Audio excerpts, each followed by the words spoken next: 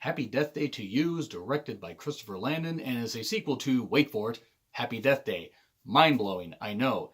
For those that have not seen Happy Death Day, essentially there is this character named Tree that was played by Jessica Roth that has to be basically relive a horror version of Groundhog Day. She has to keep dying, keep dying, keep dying to save herself, save the people she cares about, and figure out who the killer is. When she figures out who the killer is, then the killer, then that loop gets broken, that whole reality gets shattered, and she can go on living her best life and living everything. So great, all good.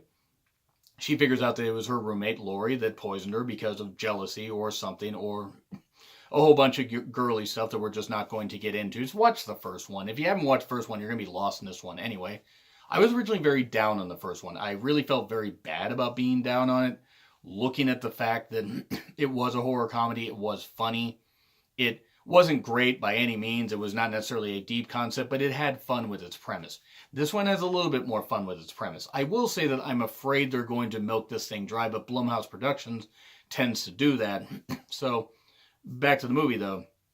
Tree is living her best life and is living some good stuff. She's no longer reliving her birthday, and oh God, her and Carter are happy together. Everything seems good. And then Carter's roommate, Ryan, played by Phi Vu, I hope I pronounced that right. He was the Asian guy that was the blonde-haired Asian guy that busted in on his on Carter, checking on Tree. It's like, oh God, it's like, oh look, my nerdy best friend, my nerdy roommate or whatever has a hot girl in his bed. Ha ha ha. Nerdy guys can't get hot girl. That wasn't what he was saying, but that was essentially what the movie is implying. Like, what the fuck did he do? This kind of stuff. Carter was just checking on her because she had drank too much. So the whole thing is this character Ryan suddenly is now reliving the same damn day. He wakes up in his car, experiences some things.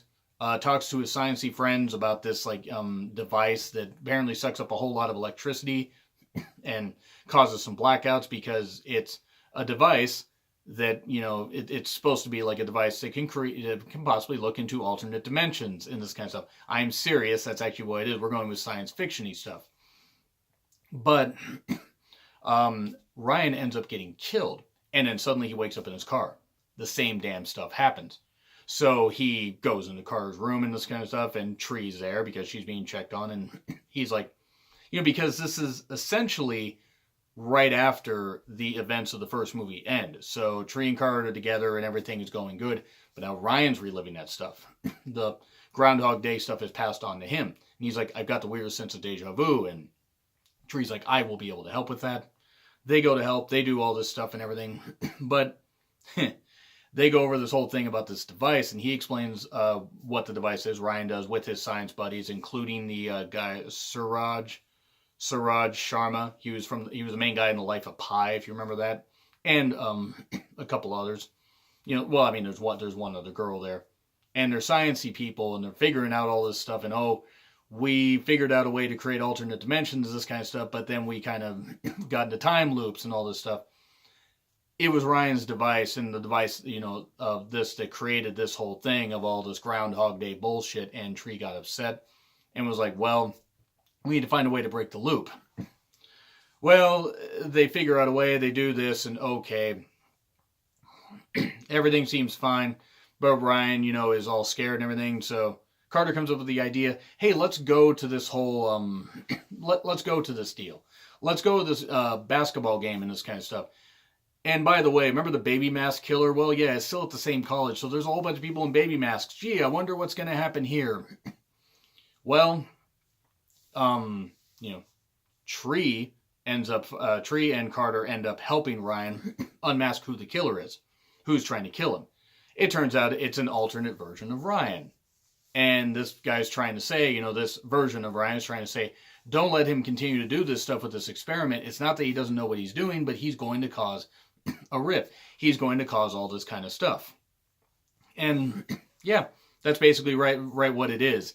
It essentially is alternate reality bullshit, all this kind of stuff. And what happens is the device ends up getting activated. Ryan in this dimension, complicated shit, I know, ends up activating this device and sends Tree into an alternate reality where her mother was dead in one reality, but her mother is very much alive in this one, but so many things have changed. Laurie is still alive, but Laurie's not trying to kill her. However, there is a killer on the loose here. Carter and Tree are not together. Carter and Danielle, the head of Kappa House, the Kappa House that was all like, you know, bitchy and everything before, is now very charitable. And her and Carter are together. And then there's the stuff with the professor that Tree was with in in the previous movie, where suddenly now this whole affair thing that she was having has been passed to Laurie.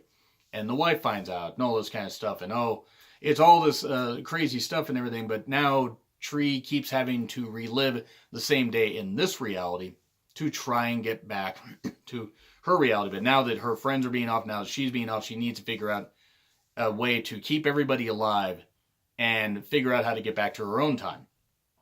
And at first, she isn't figuring out, she figures out, okay, we'll do this. When she finds out her mother's alive, that throws a new wrinkle in. She wants to be with Carter, but at the same time, she's so happy to have her mother back. So from here, there are a lot of ways where, like, she ends up having to kill herself to get back to, to like relive this day, figure out these different ways to, close this time loop, not break the device necessarily, but, just stay in this reality where she has her mother. She may not have Carter, but she has her mother. She can't lose her mother again. And yeah, there's a whole bunch of other stuff after that. There's some creative ways she kills herself. I'm not going to go into every single thing, but, she skydives without a parachute. She drinks like Drano. She, falls off the, the clock tower inside, all that kind of stuff. She, keeps, getting beat up and everything. But she's having to figure out who killed her. Since it wasn't her roommate, she's like, okay, really need to figure this out. The characters are all basically, they may be in different roles, but they're all basically the same. That one killer, escaped convict that was a killer, that, was the red herring from the first one, that factors into this. But who is the killer? If you can't figure out who the killer is in this alternate reality, I really can't help you. It's pretty damn obvious who it is. Remember the professor? It's him. It's him.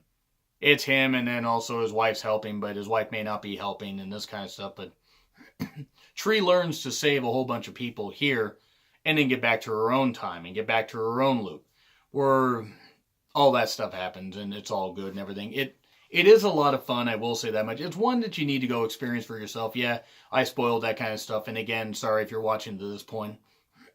Sorry. That's pretty much where we're going. But it is an enjoyable movie. The horror stuff, it is what it is. It's again played more for laughs, and that really is a good thing.